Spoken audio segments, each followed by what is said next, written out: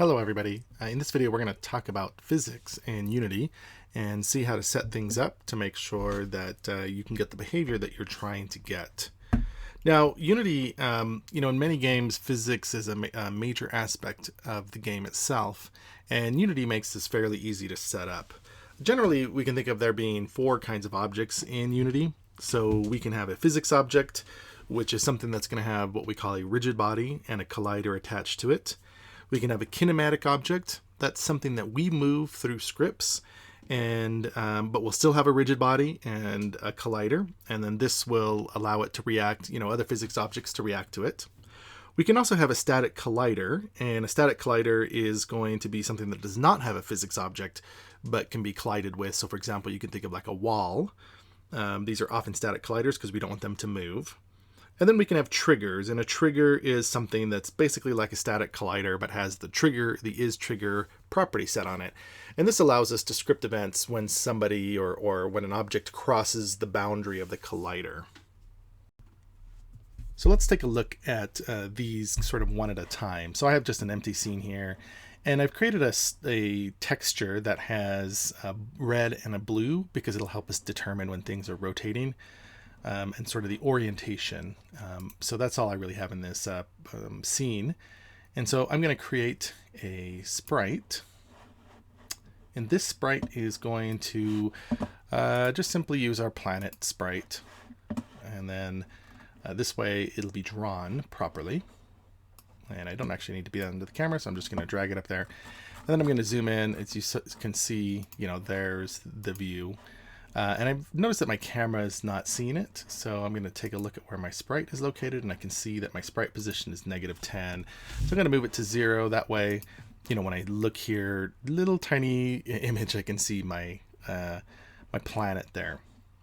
Now we want my planet to be, and let's actually call it planet.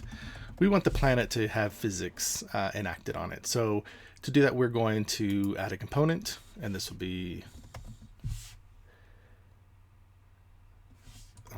This will be rigid body, not physics. Rigid body 2D. Okay. And then we're going to add another component to it. And we're going to call this circle collider 2D. So we've added this circle collider to it. So just adding these two things. I mean, even if I don't add the circle collider to it. So I'm going to check. If you notice here, there's a little checkbox. If I select that, it's going to disable that particular component. And then I can just come to my scene here and I can hit play. And as soon as I do that, we'll see that my object falls. All right, so there's already gravity. And as you can tell, like if you think about your game and this window here, Y goes in the positive Y direction upwards and the negative Y direction downward. And X goes in the positive X direction to the right and the negative X to the left. And so gravity is set up by default to fall in the negative Y direction. So how do I know that it falls in the negative Y direction? Well, if I look at my project settings, which you can get through the edit menu and go to project settings, I already have mine set up in a tab over here. And I go down to physics 2D, since we're dealing with 2D objects. You're going to see that you have a whole lot of settings that are related to gravity. So for example, to physics in general. So gravity is -9.81. So this assumes that things are falling in meters per second. So that's that's the force of gravity measured on the planet Earth. So it'll give you somewhat realistic gravity, but also, in terms of these values, right? Like you could make gravity go to the right or the left. If this was positive, things would fall upwards. You can also set a lot of other settings on your physics. So if you wanted to have a default material, for example, we'll see what this means, but a material on physics defines properties like how bouncy it is or how much friction is applied when things are touching it. And then there's a lot of other things that are related to the way that physics works. Now, the Unity engine is actually based off of a library called Box2D. Box2D was famous when it was used in a game called Angry Birds, which obviously made millions of dollars. Box2D was an open source project, and the author, actually is a little bit more than open source because they did not require any mention or licensing in any way to use it. And so this was used freely in a lot of products. So again, Angry Birds made tons of money off of it.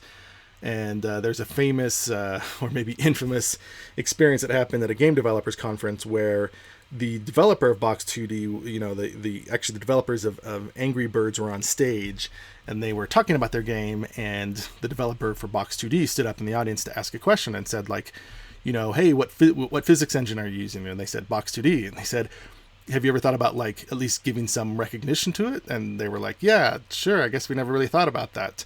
And he's like, well, I'm the creator of Box 2D. And so it's a little bit awkward for them.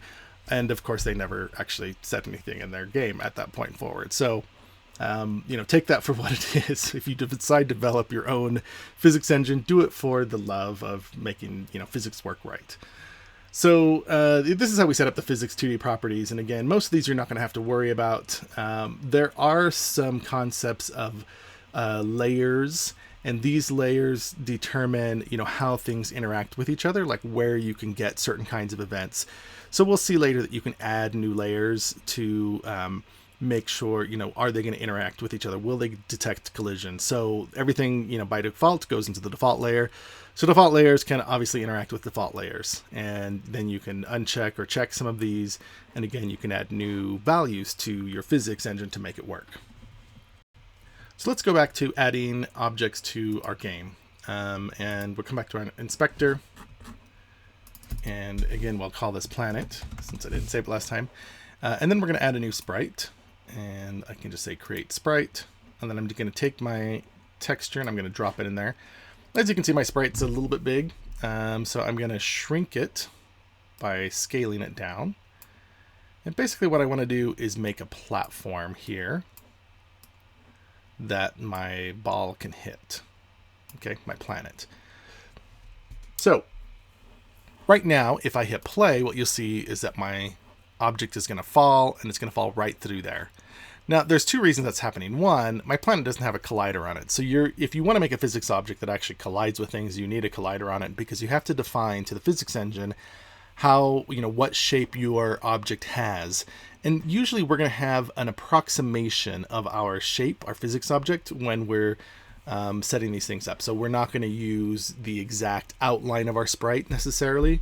It is possible, but you can run into some issues there, especially if you don't have, you know, if you have convex polygons.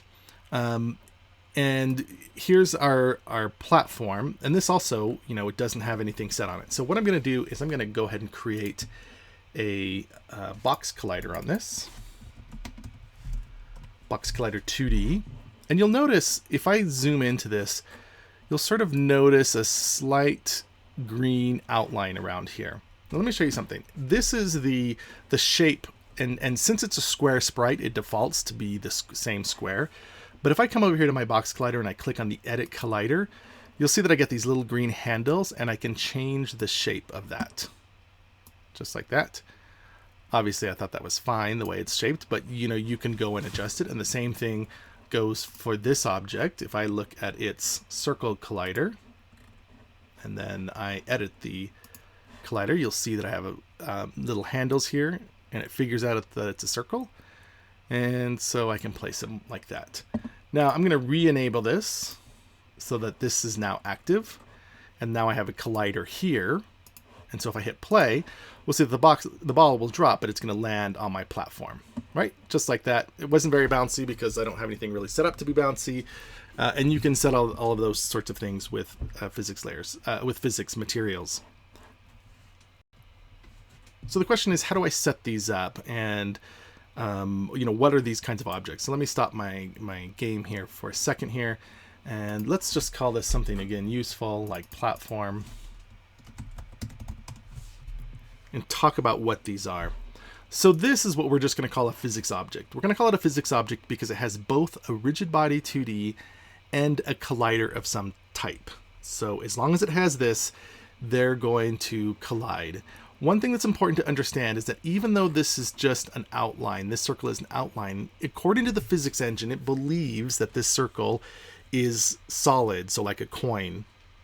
And it's important because if you try to use a box collider to act as the edges of your map, for example, Well, the physics engine is going to assume that that box is solid. So what part of the job of the physics engine is to do is to resolve collisions. So resolve the overlaps so that they are no longer overlapping each step of the physics simulation. So if you try to put anything inside of here, like if you wanted another ball that would sort of roll around inside of here, it's not going to work because the physics engine is going to try to push it out. All right. So let me give you an example here. I'm going to just duplicate this planet, and I'm going to put it right on top of it. And you'll see, as soon as I hit play, that they've been pushed apart from each other, right? I can't make them overlap. So part of, again, is this pushing apart from each other. And because of that, there is a force. So it assumed that maybe they, the previous frame, they had collided so hard that they were overlapping. And so then it applies, in essence, a force that gets applied to it, to the objects, to push them apart. And so there's some velocity that ends up being added to these objects. So let's go back and adjust some of these properties so we can take a look at what they mean. So here's our rigid body 2D, and there's a bunch of properties we can set. And as you can see, if you mouse over these, they give you tooltips to tell you what they actually do. But the material in general is just, again, properties on how the physics object behaves when it, interacts with something. Simulated, of course, is going to really answer the question, is this object going to be simulated by the physics engine? And so unchecking it would turn that off. This is really to allow you to do things in the game. So if you have an action that's going to happen maybe after there's a collision, you might want to turn off simulation because you want to do something with the object by moving it itself. And so you could click that so it's no longer simulated. Like a good example would be like, in some games when you have a player that gets hit by an enemy, it just falls straight down suddenly, passing through everything. Well, you could just turn off it is simulated and then have a script that moves it downwards. Use auto mass. This is going to calculate the mass based on the area of the object itself. And this mass is in units per, is how much mass it has per square unit. So in essence, if this is bigger, if this thing takes up 5 square units, then the mass of that object is going to be 5. So then we also have linear drag. Linear drag is basically friction that's going to be applied to the object. So two objects if one has a higher linear drag than the other, it will fall slower according to gravity. Or any forces that are applied to it will be damped automatically more if this is a higher value. Angular drag, this affects the rotation, so this determines if it continues to rotate or not. Obviously, if you're doing a space simulation, these end up being 0 because you don't normally have drag unless you're, colliding with something. Gravity scale, this allows you to change, if you're a physics major, this is probably disturbing to you, but this allows you to change how gravity affects a particular object. So one object could have, maybe it falls at half the speed of gravity or something to that effect. Well, you could change this to 0.5, and then it would it would drop half as fast. The acceleration applied by gravity would be a lot lower. Collision detection, this is a setting that lets us determine how the collision is going to work. And discrete basically means that in the game engine, there is a special update called FixedUpdate. And the purpose of FixedUpdate is primarily to do things in the game engine that require a constant update rate. So for physics, for example, we need to have a constant update rate so that we can be sure that objects aren't passing through each other. I mean, if you think about how you simulate physics, right? If an object has a velocity and that velocity is a vector showing which direction it's pointing and which direction it's moving, and it has a position, the way that you calculate where its next position should be is basically the vector scaled by how much time has elapsed plus its position, right? Well, that new position could be so far that your object could pass through something else. Well, if you're not worried about that, you can just leave this setting to discrete, and discrete is much faster to calculate because we don't have to calculate the intersections between the area that gets displaced by an object moving over time. So by default, you want to set these to discrete, and the things that you might change to continuous would be those objects that are moving really fast, because this is where it really affects you, right? If you think about it, a bullet shooting from a gun, or a cannon from a cannonball, or a spaceship that suddenly has warp speed or something to that effect, like it's going to be moving really fast. So from one tick of the fixed update to the next is going to allow it to jump from point to point. And that's what discrete simulation is going to do. So instead, you can set it to continuous simulation, and then it'll determine if anything is interacted with it, as it's crossed that space. So that's what you would set this discrete, or continuous collision detection to, and only change it if you're seeing problems like objects escaping, the bounds of your simulation because of something like this. In terms of sleeping mode, an object, in order to be efficient, the game engine and Box2D basically has a pretty advanced algorithm to figure out when an object should be at rest. So basically, if it's really close to not moving anymore, it just zeroes everything out and then it goes to sleep. And until another object collides with it, it assumes that object is asleep and it can ignore it from that point forward. By default, objects are going to start awake, but you could make them start asleep and then have some event cause it to start awake, and then this would give you some performance bonus benefits doing that. You could also make sure that something never sleeps. You would almost rarely do this unless there's something that you're seeing in the behavior of the physics simulation when something does go to sleep. I would almost never set that, but I would definitely assume that things should start awake, and don't start them asleep unless you have a script that's going to then force it to be awake. Obviously, all of these things are parameters that can be set through scripts. And then, in terms of interpolate, right, this is going to determine how the frames are updated from the physics engine. So really, I would just say leave it to none. There's no real reason you need to set that. Now, there's some interesting values in here that are set that, you should look at. So, for example, you might want an object to never rotate. And in order to do that, you would select freeze rotation. So this is useful if you're using like a capsule on your player character. And if you do that and you find your character rolling over anytime they hit something, what you'll find is that they're rotating. And so if you select freeze rotation, then that object can't rotate anymore. So I'm going to freeze the rotation on this, and you'll see that when it drops, it's no longer going to be, oops, I forgot to turn the other thing back on. So let's turn this box collider back on to being a regular physics object. You'll see that it's not going to be able to rotate because I've frozen it. But the other one rotates freely, so it's basically it can't roll to the left or to the right. Okay, so now that we have some basic physics working and we've gone through how the actual rigid body 2D settings are, let's just there's a couple things more I wanted to add. Freeze position, X or Y. So if you're at a freeze position, for example, X, you're basically saying that it can not move left or right in the X direction. And this would only allow straight up and down movement. So you can think of situations where that might be useful, especially if you have something that's sort of bouncy and springy and you don't want it to move left or right. So the various settings there.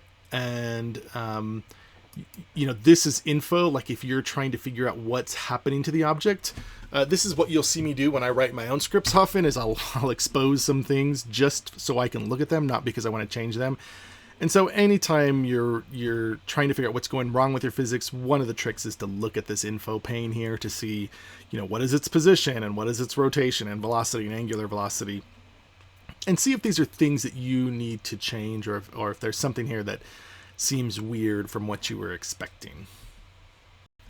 Let's now look at this circle collider. And the circle collider, again, we can obviously make all colliders triggers, but we also have this button that tells us, can it be used by an effector? Now, an effector is something we're going to get into in a little bit, but the effector is basically an effect that happens when an object interacts with it. And so usually it's something that's applying force or doing that sort of thing to, objects that interact with this particular one. And so you have to add an effector first, and then you have to check this, and only one can be checked on your object, because you could have multiple colliders on an object.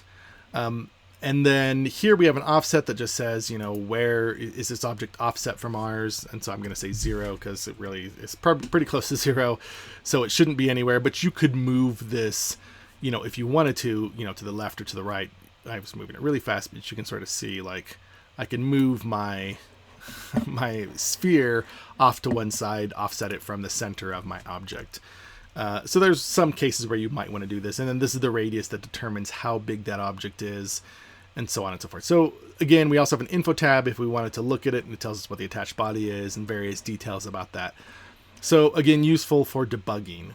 So that is a circle collider. Let's take a quick look at the box collider and see, we basically have similar things. So we have a used by effector.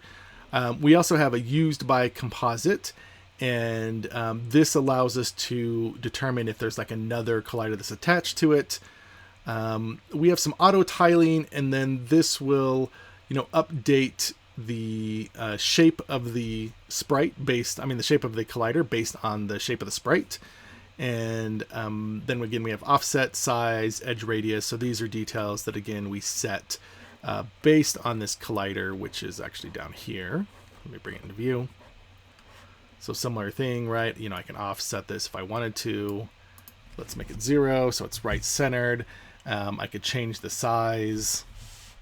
That makes it, even with the size of the actual object, so it scales it based on that. And then we could make the edge radius bigger if we wanted to. So you can sort of see like what happens if I do that. This basically makes a thicker collision object around this object, and it gives us a nice kind of curved edge. So this is kind of a newer thing that I hadn't seen before in Unity. And then we have info pane, obviously. So what if you want to find out if something is collided with your object? Well, the way that we do that, of course, in Unity is by adding a script. And so we will call this the platform collision script. And we'll say create and add. And then this is going to be added somewhere where I don't want it to be. So I'm going to grab it and put it into my physics folder. And then I can edit this. And then this will bring up Visual Studio for me. So as you can see, this creates the platform collision mono behavior for me. And this is no different than any other mono behavior you've created. But what I need to do to get these events is to override functions. So if you remember from your days of learning how to do object-oriented programming, these functions are virtual in essence. And so whatever function I define, as long as I give it the same name and the same argument types and the same return type, then Unity and C# will call the correct version of the function. In other words, the one that I define. So I do this by saying void on collision enter 2D. And it nicely defines it for me. It tells me it takes this collision 2D object. This parameter is going to have details about what the other object is. So I can say like debug log collision game object name collided with me. And now this is going to be called. Now I don't want this. I don't know why this is private. So I'm going to make this public. And I suspect that you probably don't want to make it private, so I don't know why I defaulted to that. So let's just take a look now what happens when I run this, and you'll see that I have my console down here, and we'll just hit play. And you'll see planet 1 collided with me and planet collided with me. So this allows me to get access to what information collided with me. So you can imagine like, oh, my player collides with me and I'm the monster and I've written the script on me, then I need to damage my player. From this game object, I can ask questions about what kind of object it is and try to get the right components on it and do things like that. And then that'll help me program my game out.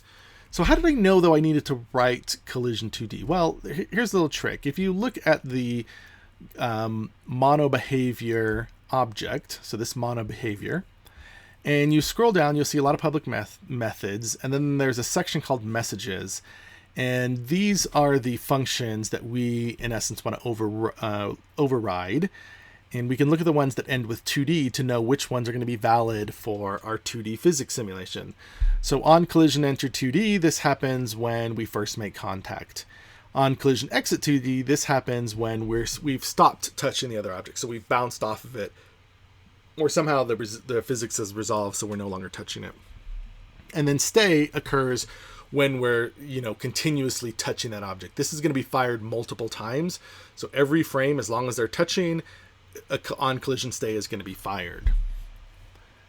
Now, if I come in here and I change my object to instead be a trigger, what you'll see is that these methods won't be called because these are called onCollision enter 2D, not onTrigger enter 2D. So, of course, we want to go back to our object and we want to write a function called public void onTrigger enter 2D. And then it defines it very nicely for me. And then I'm going to just use the same thing that I used before. Try and put it in the right place here. And then instead of collided, I'm going to say triggered, which I like. So it triggered me. And so then we can see that when we hit play, it's going to compile these really quick. And we'll see that we have now been triggered. So you might be wondering, can you make a trigger and a collider at the same time? Can I put like one of these and put a second box collider that's a trigger? And the answer is no. I mean, you can do it, but the solid object is going to take precedent, and so it's just going to do a collision. So really just don't do it. There's no way to make them both. You either have to be one or the other, because really a trigger is something you can pass through. So if it's something you can pass through, then how are you colliding with it? And that triggering tells you if you're touching the object anyways, if you're passing through it, so you can get all your information from there. Now, one thing you might be wondering is, well, what if I put that trigger, on my planet instead? Or what if I put that collision on my planet? Which one of these gets called? And the answer is very simple, right? If I add a component and I put platform collision on there, I mean, there was nothing specific to a platform, and I call this, of course, you shouldn't do that when your game is still playing, so let's put that on there again. And now I call this, you'll see that I'm getting these same things. So planet 1 collided with me, planet 1, planet triggered me, and planet 1 triggered me. So really, like, this collision is happening between the two planets. That's why we're getting a collision event. And then these are happening with the triggering of these objects like being hit. And so it's you can't guarantee when it's going to happen. So let me go back to my platform and actually turn this off from being a trigger to being a physical object. Oops, I did it again. So it's trigger. So let's go ahead and hit play. And then what we'll see is when they collide with each other, we can see that planet 1 collided with me, planet collided with me, and platform collided with me. In essence, we can't really guarantee. And now my messages are collapsed. So if I uncollapse them, what we'll see is all of the messages that happen with this, and we'll see multiple versions of this. So I guess my point is that you can't guarantee which order it's going to happen in. Either put the script on one object or put it on the other. Don't put it on both, because if you put it on both, you might forget that you were trying to set up some specific behavior between your objects. So just make sure that you're putting your collision events or your trigger events on one of the objects. You don't need to put them on both. Oftentimes these are put on the player because you're trying to develop all of your logic around your player. So if your player gets hit by an enemy, you want to know and then you want to react to it, instead of the other way around, which is you put an individual script on each of your enemies and then do something if they hit the player and then like damage the player or something like that. Well, then you might forget that you put a script that's responding to events from the player. So my point is just don't do both of those. Try to keep it on just one of the objects. So let's take a look at the other kinds of colliders that we can put on objects. So here we have a box collider. I'm just going to turn off this box collider, and instead I'm going to add a new component. And if I just type collider 2D, I'll see all the different kinds of colliders that we can have. So box collider, capsule collider 2D, if I click on that, it's looking for long flat edges, and this ends up being mostly like a sphere. But I can edit this, and then this will allow me to, in essence, stretch this out so it looks like a capsule. And then this will give me capsule-like behavior. It's going to look weird because my sprite's not filling this, but we get an idea of what's going on in the system. So that's a capsule collider. Nothing magical about this. This is just really good, often for characters, and the main reason is, like for your player, is that this curved bottom edge and this curved top edge are useful if they hit square objects, like say a pair of stairs, because the action of this, if this thing doesn't rotate, then this hitting it will cause it to bounce upward over the object. So often you'll see that we use capsules when we're dealing with like player kind of characters. So that's a capsule collider. Let's turn that one off for a second. I'm going to add a component. We have a edge collider. The edge collider, and actually I'm going to just take this capsule collider and remove it because it's kind of in my face. So remove component. The edge collider is really just that. It is a single edge. And this is useful if you're trying to set things up in your game so that you... sorry, my little interface is messed up there. So if you're trying to set things up so that you can, be able to follow the edge of, say, a terrain. So if you think of a 2D side-scrolling game, you can set up this edge collider so you're not having to put a bunch of box colliders right next to each other, and it ends up being more efficient in doing that. But also, if you needed a boundary, say, around your game, you could use an edge collider, and we'll be able to add multiple segments to this, but you can use the edge collider, and as long as they don't cross each other, or as long as they don't end at the same point, then you're fine. You only run into problems if you try to make these totally connect to each other. So how does this edge collider work? Well, you'll see that there's a little handle that's sort of being drawn on this object following my mouse. And so it lets me deal with the edge endpoints. Let me just grab the actual end there. And I can move it wherever I want. So I'm going to grab this. I'm going to bring it up here. But then if I select somewhere in the middle and click and drag, I can bend my edge like this.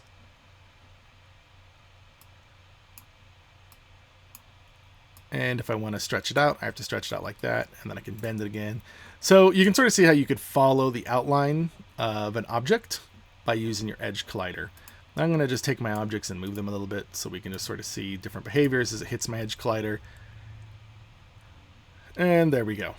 So we don't see the edge collider drawn, so you don't really see what it is, but you'd really want to have a sprite that you're following the terrain with an edge collider. This will keep things from going either way through this edge, so it's not just a one-way thing.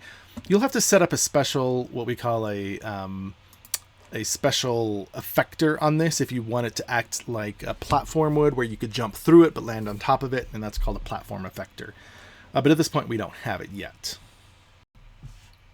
Now, in addition to the edge collider, we can add a Polygon Collider. Now, Polygon Collider is exactly what it sounds like. It can represent a more complex polygon. So let me come over here. I'm going to turn off my edge collider for a bit.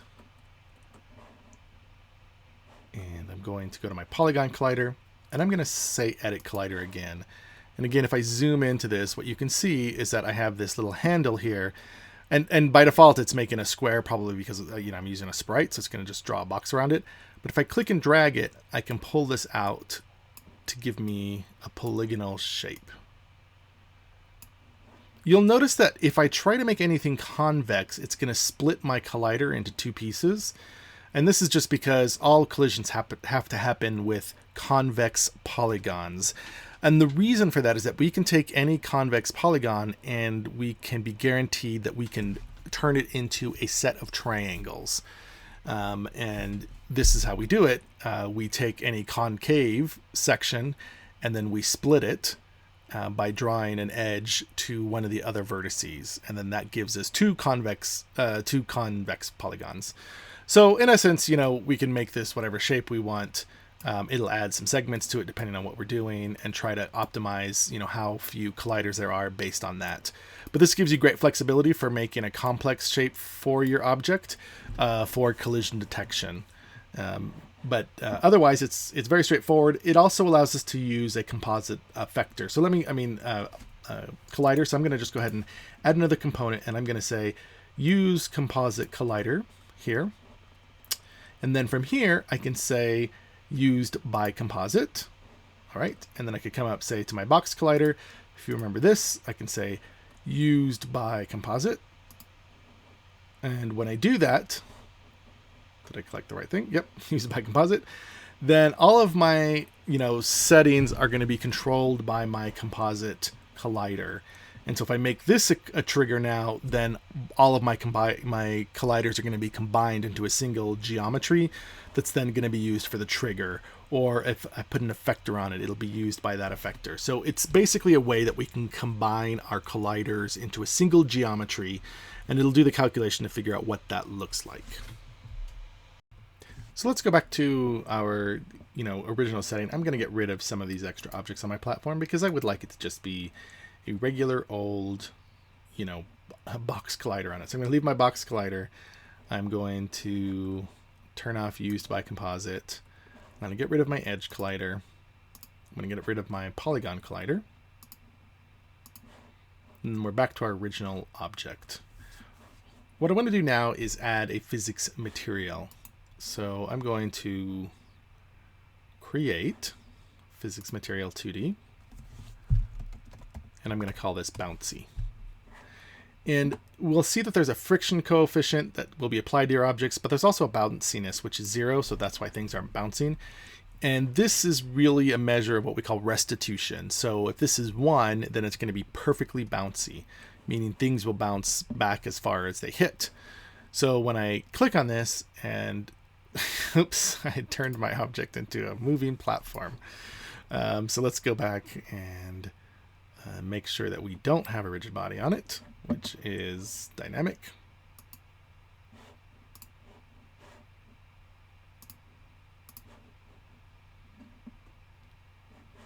And then we take my bouncy, we drop it onto my box collider, which is something else I had missed. Then we hit play here.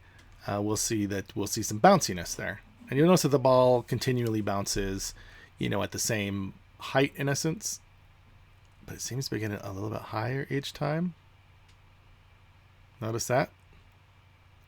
Right, so this is because the object itself is going to have some bounciness to it, and so by default with the physics engine, it'll have some restitution, so this is forcing it to get higher and higher. What I'd really like to do, if I want it to be perfectly bouncy and not overly bouncy like this, I'd put a physics material on the object itself. But if you are trying to do anything like a car driving simulation or something like that, where you have wheels on the ground, you'll definitely want to use physics materials on your colliders. That way you can apply appropriate friction. Like, your tires are generally quite friction heavy, so that you can get grip when you're driving. You also want to make sure that you have a correct mass, so you just don't set everything to 1, or make sure that when you're setting your objects, you're scaling them properly. And this might be something that you forgot about when we set up your sprites. We set up sprites originally. If you remember, I said there's this setting. So what I did is I clicked on my sprite here. I said there's a setting called pixels per unit, and it tells you how many pixels correspond to 1 unit in space. Well, my sprite is a 128, as you can see here. Sometimes you can't see this object, but if you double click on this double line or click on it, you'll see how big it is. So this is a 128 by 128 pixel texture. And so what I said is 128 pixels is 1 unit, meaning that this texture, if it's brought into the game engine, is going to be, and not scaled at all, it's going to be 1 meter by 1 meter big. And you want to make sure that you're setting these properly so that you will be able to, your objects will behave sort of as you expected, that it'll have the right density and the right mass based on its size and based on how big you make it. So this object itself, if you look at the platform, well, it's scaled by 1.2 to the left and to the right. So it's really a 1.2 meter wide object. And so it's going to calculate some mass based on that area and those pixels per unit. So make sure, when you're setting up your sprites, that you're setting this to a reasonable value. Or if you're, for example, if your character is, approximately, 6 feet tall or something, you can calculate, well, what does that mean in terms of meters? And, what should this value be in terms of pixels? So make sure you adjust that, and then your physics will behave, quite a bit better if you set that up. Finally, let's add a little bit of force to one of these objects, just so we can see how that works. I'm going to get rid of this platform collision script because we don't really care about this one. And instead, I'm going to add a new component, and I'm just going to add it from here. I'm going to say new script. Create new C# script. And we will call this the planet force. I'll take my planet. It's thinking about it because it's compiling it really quick. Take my planet force, and I'm going to just take it and drag it onto this object. And what I'm going to do is I'm going to apply a force to it. Now here we want to apply it in FixedUpdate. All right. And this fixed update is, again, like I said, related to the physics. And in order to do this, what we want to use is a function called add force. So we want to get the rigid body first in order to do this. So we'll say something like rigid body 2D body equals get component rigid body 2D. This will grab the rigid body for us. You could do this somewhere up here, but this is just giving us a reference to it. And then we can say body add force, and we're going to give it a 2D force. So let's go ahead and make a public vector2 force. And so then we can just say force in here. So this is how we're going to add a force. If you want it to be like a one-time thing, well, this is going to update every frame, right? So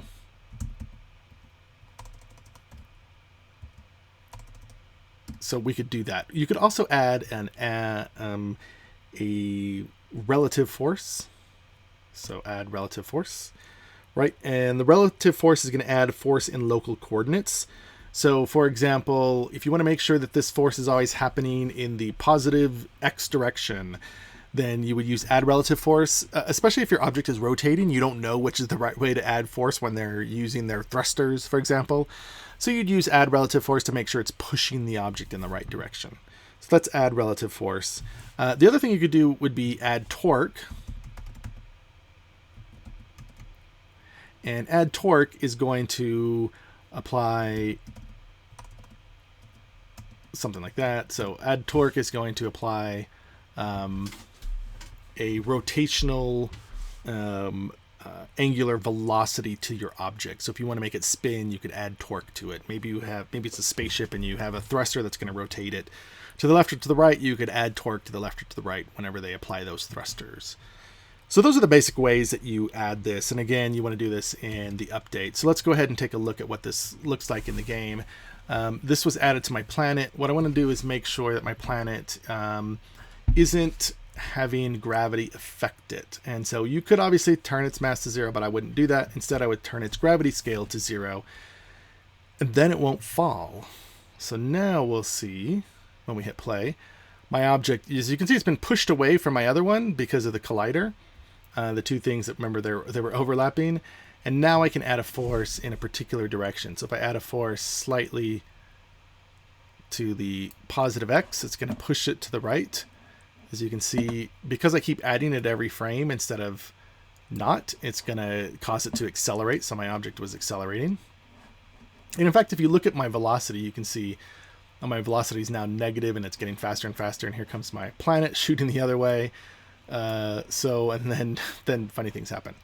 So this is just an idea. So if I also could say like negative 9.81 and then enable gravity back to 1, the gravity scale back to 1. So now I'm going to add a force that's in the positive direction. But the problem is that object could have spun, right? So if there's some spinning on it and there's angular velocity, who knows where it went shooting off. And so in essence, what I'd want to do is maybe constrain its position to only be, going up and down. So if I, turn this on and then do this, then this is going to keep it from moving left or right, but will shoot it up and down. As you can see, it's really rotating. And so my adding force is doing weird things to it. And so here we get some bounciness off of it, but also some force being applied to it at the same time. So really that's it, in terms of just adding basic physics. And then in the next video, we're going to talk about adding joints where you can combine things together. But, setting up physics is fairly straightforward. The main things that happen is, if you find yourself passing through something, it might be that you made something kinematic. And so if you make something kinematic by forcing it to move, it'll just pass right through other objects. So be careful with that. And that's really sort of the main issue you're going to run into with. If you control your player, for example, by setting its position, then you'll just be able to walk through walls with that object. So generally, you want to set up your collider and you want to get those events so that you can either react to those events when you're trying to set the position, or you use physics.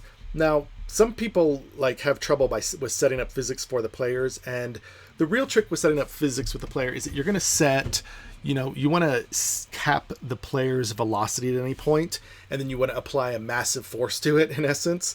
So if you want it to move like you expect, like jumping, you can jump with a massive force, but you also then want to make sure that that player's maximum velocity never exceeds some bounds, so that basically you'll get instantaneous jumping, you'll get instantaneous movement left or right. In essence, you're ramping up the velocity super fast, but you will also stop really quickly because you can ramp that down also really quickly.